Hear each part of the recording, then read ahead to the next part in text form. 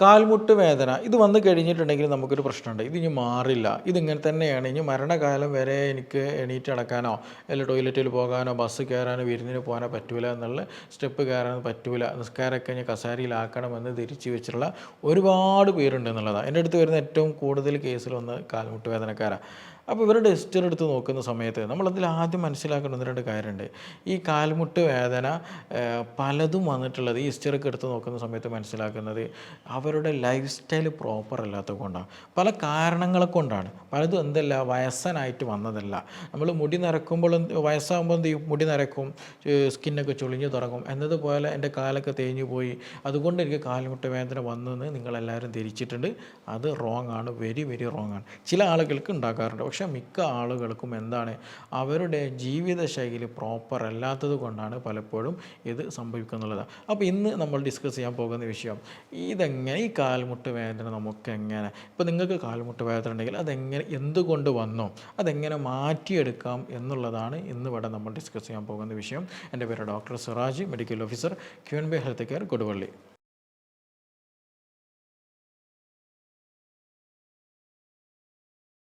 അപ്പോൾ ഈ കാൽമുട്ട് വേദനയുടെ കേസ് എടുത്ത് നോക്കുമ്പോൾ പല കാരണങ്ങളുണ്ട്. വയസ്സാവുക എന്ന് മാത്രമല്ല, അപ്പോൾ അതുകൊണ്ട് തന്നെ എന്ത് ചെയ്യാൻ പറ്റും, ഒരുപാട് കാൽമുട്ട് വേദനയുള്ള കേസുകൾ നമുക്ക് റിക്കവർ ചെയ്യാൻ പറ്റും, പഴയ സ്റ്റേജിലേക്ക് കൊണ്ടുവരാൻ പറ്റും എന്നുള്ളത് തന്നെയാണ് നമുക്കിവിടെ മനസ്സിലാക്കാനുള്ളത്.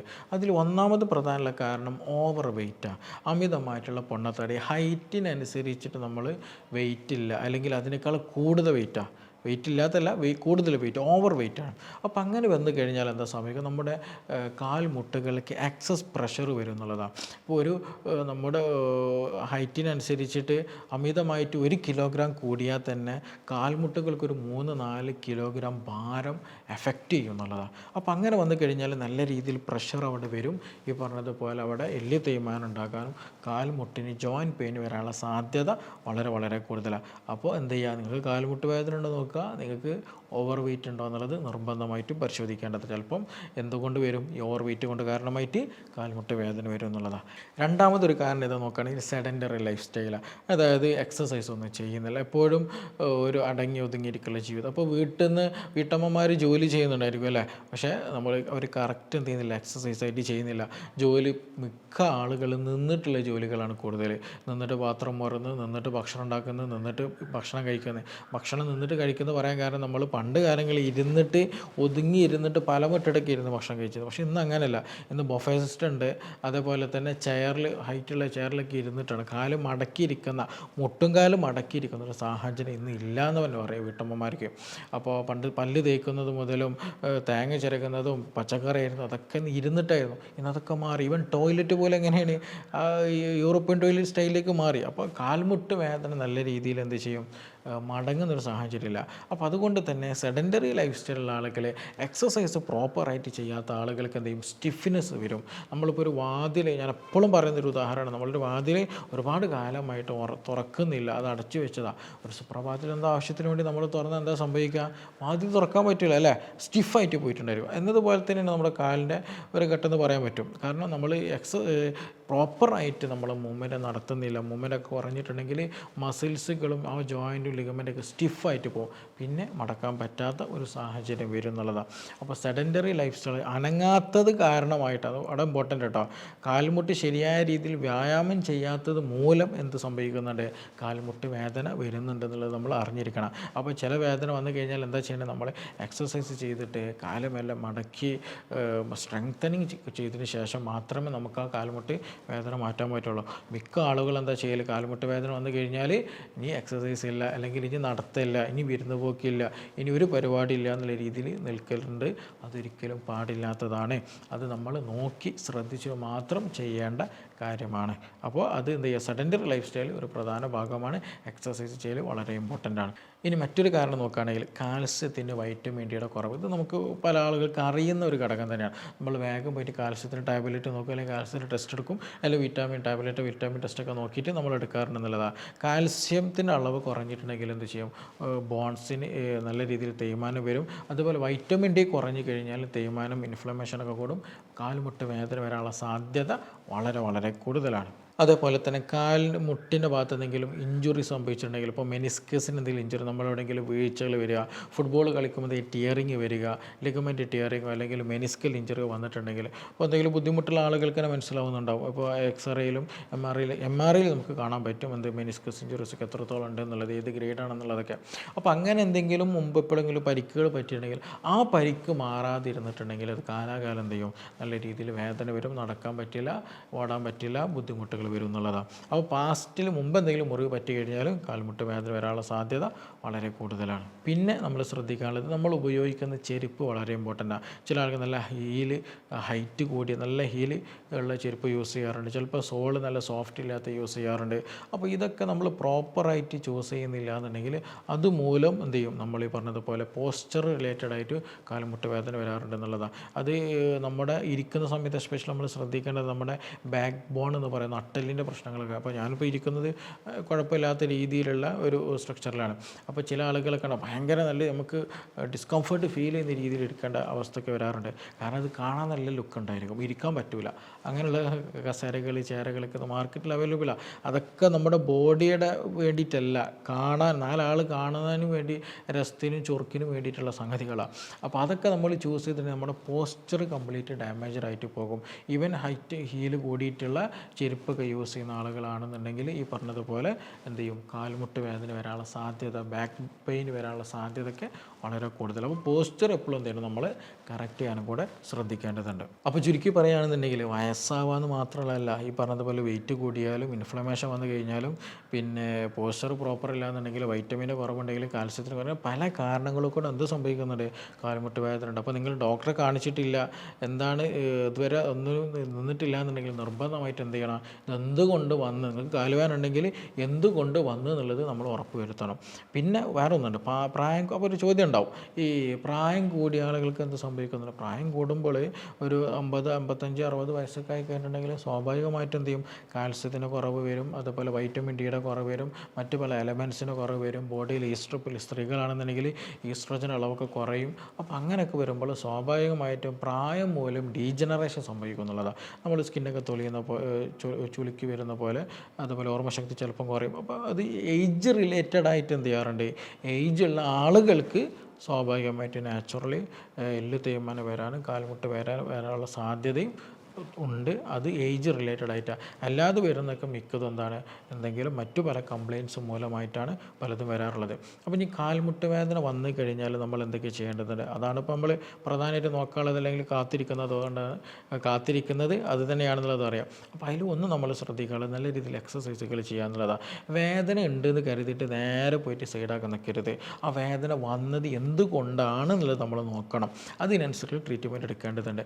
മിക്ക കേസുകളിൽ ഇന്ന് ശരിയായ രീതിയിൽ സ്ട്രെങ്തനിങ് ചെയ്യുന്നില്ല. മസിൽ നല്ല രീതിയിൽ സ്ട്രെങ്തനിങ് വിടാം, ജോയിൻറ്റ് നല്ല സ്റ്റെബിലിറ്റി കിട്ടണം. അങ്ങനെ ആയി കഴിഞ്ഞാൽ കാൽമുട്ട് വേദന വരില്ല. നമ്മൾ നല്ല രീതിയിൽ വ്യായാമം ചെയ്യുന്ന സമയത്താണ് മസിൽസ് നല്ല മൂവ്മെൻറ്റ് കിട്ടുന്നത്, മസിൽ നല്ല സ്ട്രെങ്തനിങ് ഉണ്ടാകുന്നത്, സർക്കുലേഷൻ പ്രോപ്പറായിട്ട് അവിടെ നടക്കുന്നത്, നല്ല ഹൈഡ്രേഷനൊക്കെ അവിടെ കിട്ടുന്നത്. അപ്പോഴേ കാലുമുട്ടായിട്ട് ബലം കിട്ടി നിൽക്കുള്ളൂ. അപ്പോൾ എക്സസൈസ് ചെയ്യൽ വളരെ ഇമ്പോർട്ടൻ്റ് ആണ്.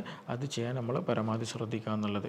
അതിന് സൈക്ലിംഗ് ആയിട്ടോ വാക്കിംഗ് ആയിട്ടോ ജമ്പിങ് ആയിട്ടോ അത് എങ്ങനെയാണോ കണ്ടീഷൻ അതിനനുസരിച്ചിട്ട് ചെയ്യാൻ ശ്രദ്ധിക്കുക എന്നുള്ള.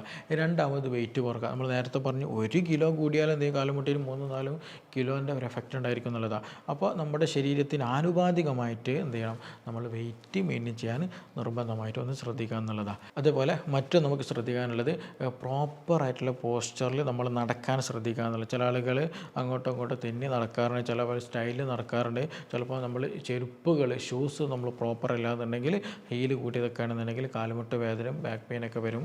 അപ്പോൾ അതുകൊണ്ട് നമ്മൾ പോസ്ചർ കറക്റ്റാക്കിയിട്ട് നടക്കാനും ഇരിക്കാനും കിടക്കാനും നിർബന്ധമായിട്ട് നമ്മൾ ശ്രദ്ധിക്കുക എന്നുള്ളതാണ്. ഇനി അതിൻ്റെ കൂടെ ലാസ്റ്റ് നമുക്ക് പറയുന്ന സംഗതി കൂടെയുണ്ട്, വേറെ ഒന്നുമില്ല, ഈ ഓവർ തണുപ്പ് തട്ടണം നമ്മൾ ശ്രദ്ധിക്കണം. എസ്പെഷ്യലി ചില ആളുകൾ പറയുന്ന കംപ്ലയിൻ്റ് ആണ് രാത്രി ഡോക്ടറെ നല്ല രീതിയിൽ വേദന വരിക എന്ന് പറയുന്നത്. അതിനൊരു കാരണം ഏതാണെന്ന് ചോദിക്കുകയാണെന്നുണ്ടെങ്കിൽ നമ്മൾ കോൾഡ് കണ്ടീഷന് വരുന്ന സമയത്ത് സ്വാഭാവികമായിട്ടും സർക്കുലേഷൻ കുറയും, മസിൽ ക്രാമ്പിംഗ് ഒക്കെ നല്ല രീതിയിൽ കൂടും.